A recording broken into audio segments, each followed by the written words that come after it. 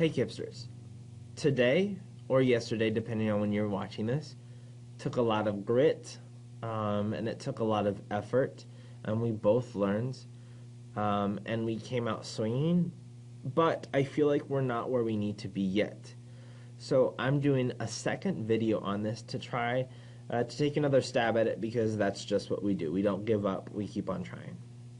So I'm going to go ahead and go through some slides. I'm going to teach it maybe a different way and see if that helps you understand how to write equations from a word problem. It does take some time, but just give it patience. So I want you to notice the three different pictures.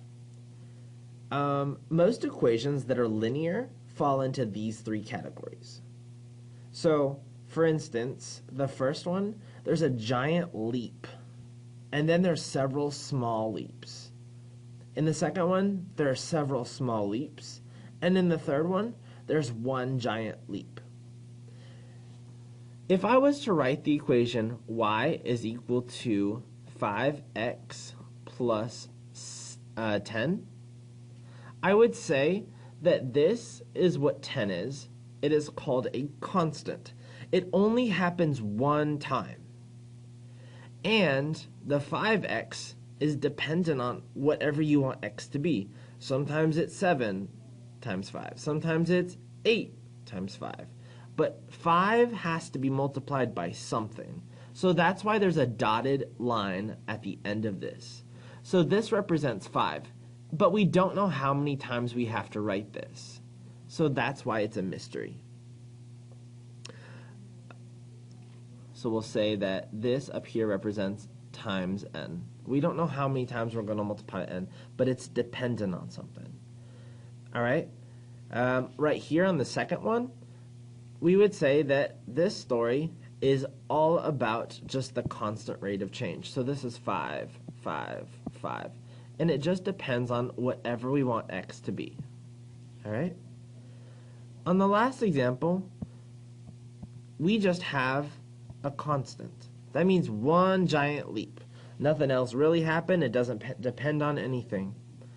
We're about to go through some examples, and I just want you to be very, very careful.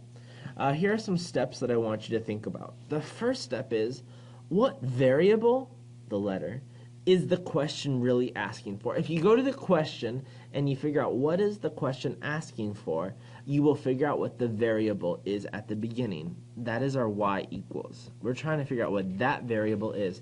And I bet you if you can do that, you can at least find out some information to knock out in the answer choices.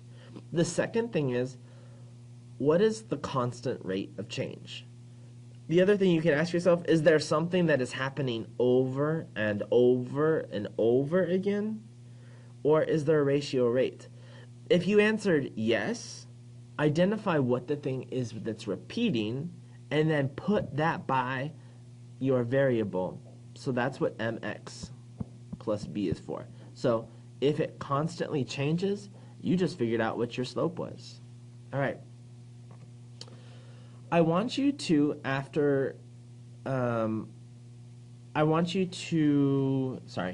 Marcel needs 64 ounces of water for every packet of Kool-Aid.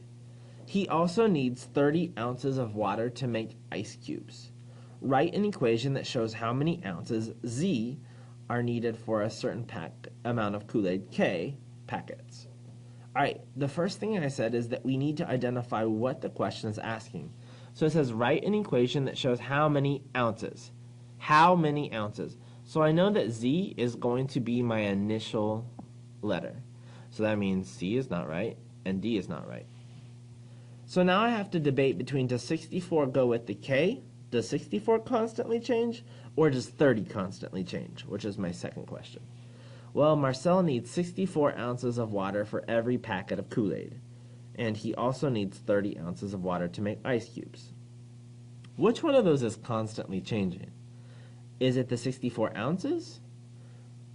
Or is it going to be the 30 ounces? Well, the answer is that the 64 ounces is constantly changing. I know this because 64 ounces of water depends on how many packets of Kool-Aid I put in it. That's a ratio or rate. So because it's a ratio or rate, I know that that is going to be next to the variable, 64K. The 64 ounces of water depends on the packet of Kool-Aid. All right? Then I notice that 30 ounces of water needs to be made from the ice cubes. That's random. So I know that I just have to have a 30 extra ounces of water for some ice cubes. It really doesn't depend on anything. So I know that my answer ends up being A. The train travels at a rate of 60 miles per hour away from the train station. It already is 40 miles away from the train station. Write an equation that shows how many miles m the train is away from the station after a certain amount of hours h.